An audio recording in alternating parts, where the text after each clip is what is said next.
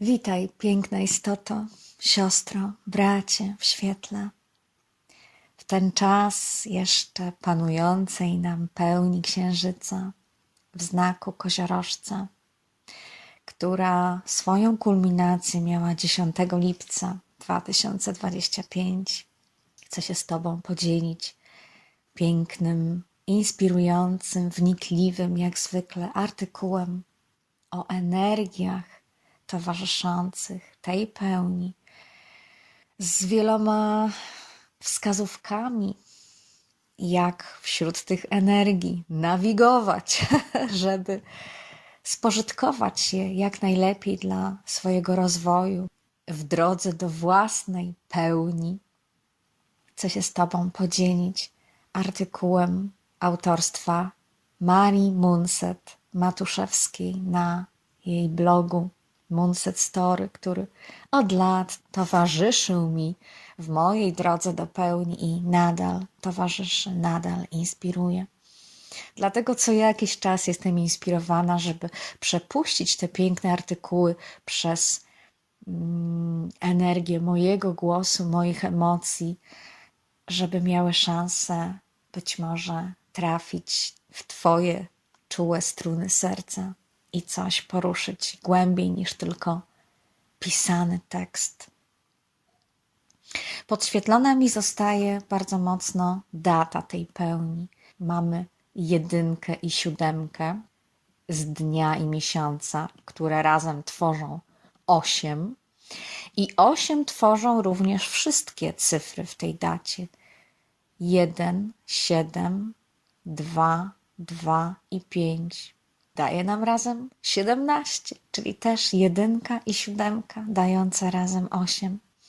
To takie spojrzenie numerologiczne, które jednak otwiera nas na tą energię liczby 8, na tą nieskończoność 8, nieskończoność nieograniczonych możliwości, które nam niesie wszechświat na tej drodze do własnej pełni, przypominając nam o nieskończonej istocie, jaką jesteśmy w tym ziemskim przejawieniu.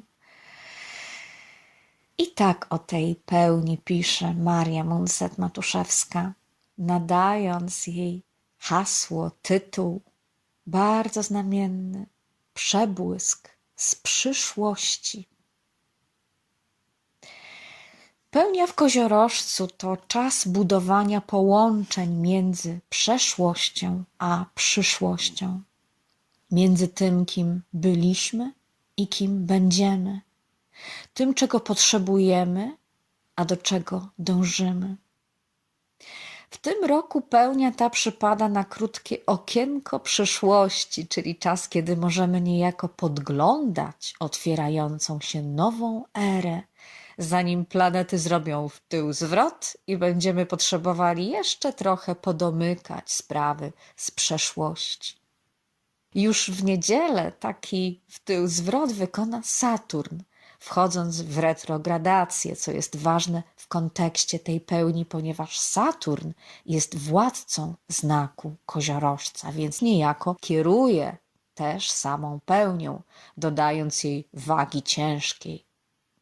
Oznacza to, że ten czas może być ważnym punktem zwrotnym, momentem istotnych decyzji determinujących naszą przyszłość, rewidowania czegoś po to, by móc się zadedykować czemuś innemu.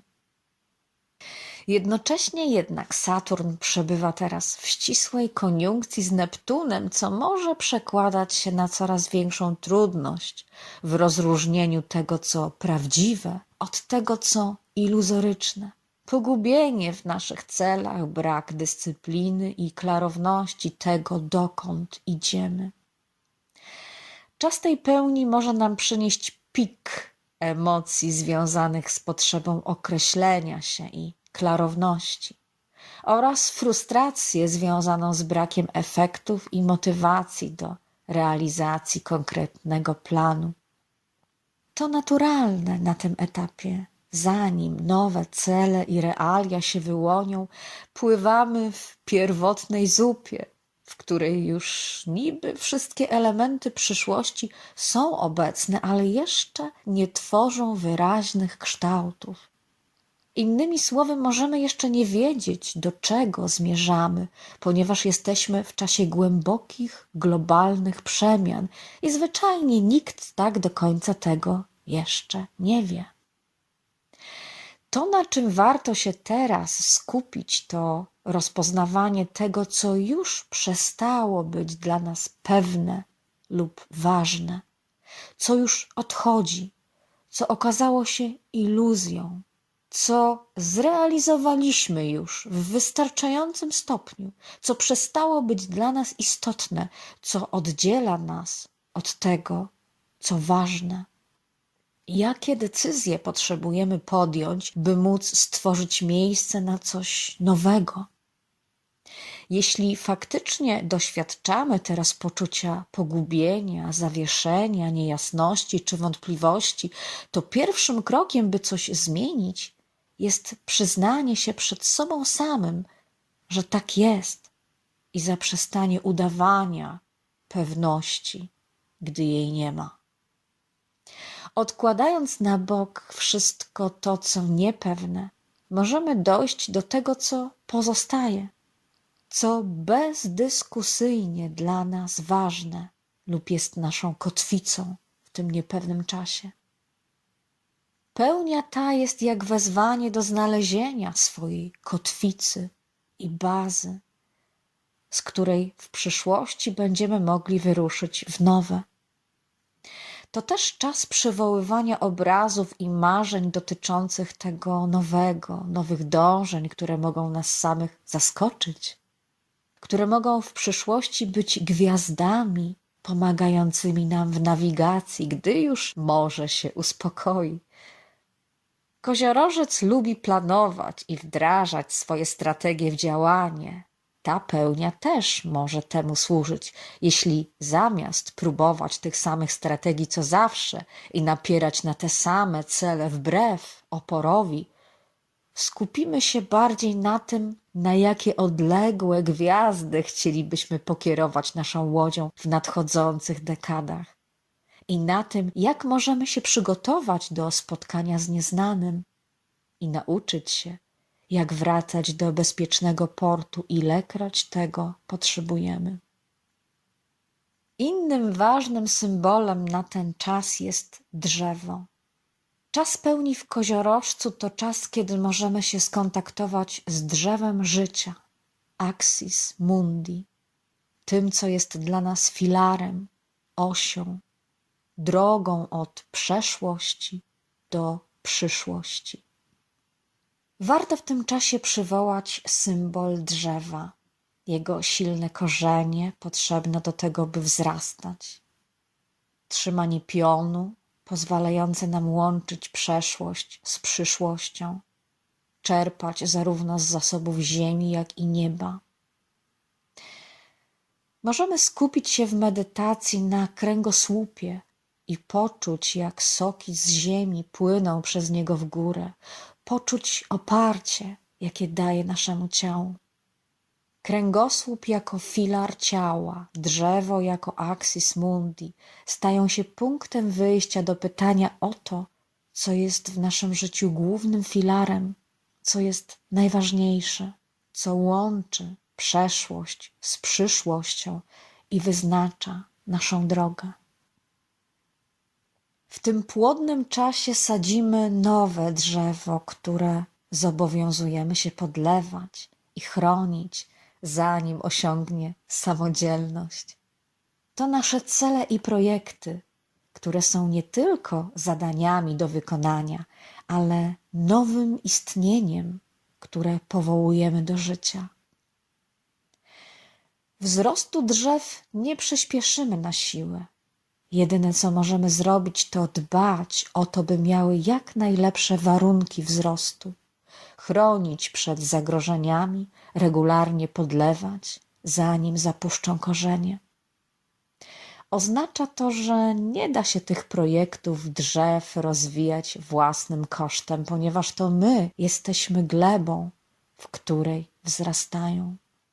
Potrzebujemy więc zadbać o czas na regenerację. W czasie tej pełni warto więc przyjrzeć się temu, co nas regeneruje, reguluje, gdy jesteśmy przeciążeni. Co sprawia, że mamy energię działać, a co jest sygnałem, że potrzebujemy odpoczynku. Jeśli już wiemy, co jest naszą osią i drogą, czas pełni w koziorożcu jest idealny na to, by zaplanować kolejne kroki, podjąć ważne decyzje, wypowiedzieć intencje na najbliższy czas oraz uziemić plany w konkretnych działaniach. To dobry czas na poszukanie struktury w życiu, przyjęcie na siebie odpowiedzialności za własne wybory i odpięcie się od rodzinnych przekazów mówiących, kim mamy być i co mamy robić. Podążanie własną ścieżką nie oznacza odcięcia się od korzeni, natomiast wymaga przyjęcia pełni odpowiedzialności za siebie. Korzenie to punkt wyjścia w naszej drodze życia, bez którego tracimy poczucie kierunku i miotamy się, zmieniając wciąż punkty odniesienia. Czas tej pełni to moment na skontaktowanie się z naszymi najważniejszymi punktami odniesienia, na uświadomienie sobie drogi, którą już przeszliśmy, zobaczenie i poczucie tej, co jest przed nami. Pełnia w koziorożcu uwypukla też polaryzację między domem a karierą, sferą prywatną i publiczną, między tym, z czego wychodzę, a tym, do czego aspiruję. Możemy odczuwać tę polaryzację jako rozdarcie, kiedy trudno nam te dwie sfery pogodzić. Warto jednak pamiętać, że te dwa bieguny uzupełniają siebie wzajemnie i nadają sobie sens. Bezpieczna sytuacja domowa daje bazę dla rozwoju kariery, a poczucie spełnienia zawodowego wpływa na to, jakimi emocjami emanujemy w domu i czym dzielimy się w bliskich relacjach. To dobry czas na to, by szukać równowagi pomiędzy tymi pozornie sprzecznymi biegunami, docenić obie sfery życia i rozpoznać, kiedy poświęcamy jedną dla drugiej i jakie są tego konsekwencje. W tę pełnię możemy mieć poczucie konieczności wyboru pomiędzy dbaniem o siebie i najbliższych, a podążaniem za zasadami, celami i ambicjami. Nie chodzi jednak o to, by wybierać jedno kosztem drugiego, a o to, by wyjść poza iluzję polaryzacji i zobaczyć, jak możemy łączyć i przeplatać oba bieguny. Tego jednak nie da się zrobić bez uszanowania ich obu i zobaczenia ich wartości. W naszej kulturze dbanie o siebie i innych owszem jest ważne, ale najwyżej cenimy tych, którzy się i innych poświęcają w drodze do wielkich celów.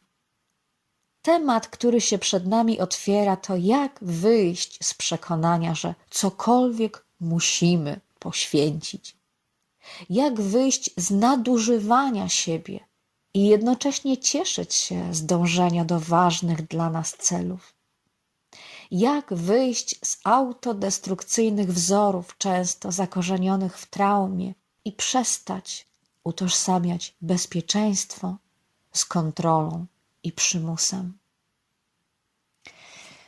Jeśli mamy coś, co chcemy niedługo dokończyć, ta pełnia to dobry czas na domykanie spraw i doprowadzenie do zwieńczenia jakiegoś tematu, po to, by ze spokojem przygotować się na nadciągający czas spowolnienia, retrogradacji Merkurego. Dopiero w przyszły piątek, ale pełnia dodaje nam energii i motywacji, z których warto skorzystać. Koziorożec często daje nam motywację, ale też tendencję, by przejść do przodu niezależnie od kosztów, co bywa wyzwaniem pełni w tym znaku. Kiedy naprzeciwko Księżyca w Koziorożcu ustawia się Słońce w Raku, przypominające nam o naszych potrzebach i emocjach. Wakacyjny miesiąc Raka jest tym czasem, kiedy łatwo nam się emocjonalnie rozpuścić, trawiąc wydarzenia minionego roku, co często oznacza, że trudno nam się zebrać do pracy i znaleźć w sobie dyscypliny, o której nam ta pełnia przypomina.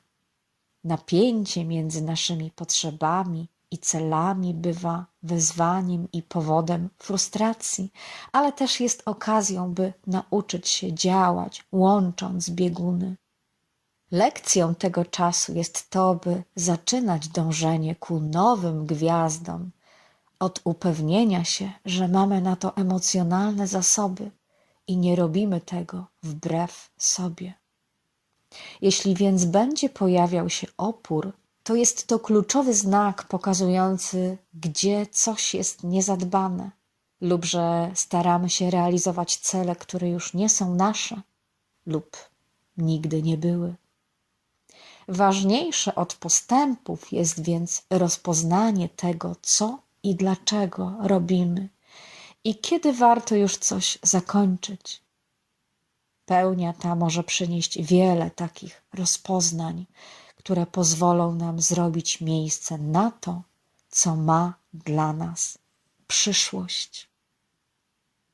Pięknej pełni Tobie życzę i niech przyniesie Ci ona poczucie zakorzenienia i zakotwiczenia w sobie, niezbędne do dalszej pięknej podróży. Jeżeli poczujesz, że potrzebujesz jakiegokolwiek wsparcia w tym czasie, czy w jakimkolwiek innym, wiedz, że zaszczytem będzie dla mnie, honorem i radością móc Ci towarzyszyć w taki sposób, w jaki poczujesz, że jest Ci najbardziej potrzebny. O szczegółach możesz przeczytać w opisie tego nagrania. Tam znajdziesz również kontakt do mnie. Jestem dla Ciebie z otwartym sercem, radosnym sercem, w miłości, z miłością i dla miłości, dla najwyższego dobra nas wszystkich na tej pięknej planecie i z mocą Skorpiona, mojego słonecznego znaku, który przeprowadził mnie przez moją własną duchową transformację, której kulminacja zadziała się w 2018 roku, w październiku. Dlatego nazywam to moją duchową rewolucją październikową. Od tej pory już jako koncha, odwieczna istota w tym ziemskim przejawieniu Elżbiety, Anny, Eli, Ani, Anki, moja boskość może aktywować Twoją boskość, boskość w Tobie.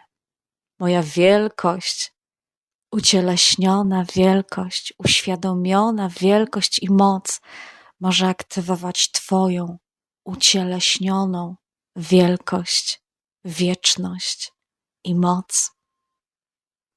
Do zobaczenia, do usłyszenia, do poczucia pięknych przepływów energii między nami. Już teraz tulę Cię do serca, czule, najczulej i najłagodniej, ale z mocą, z pełnią mocy. I błogosławię Twoją drogę, unikalną drogę do siebie, do pełni przejawienia cudu, jakim jesteś.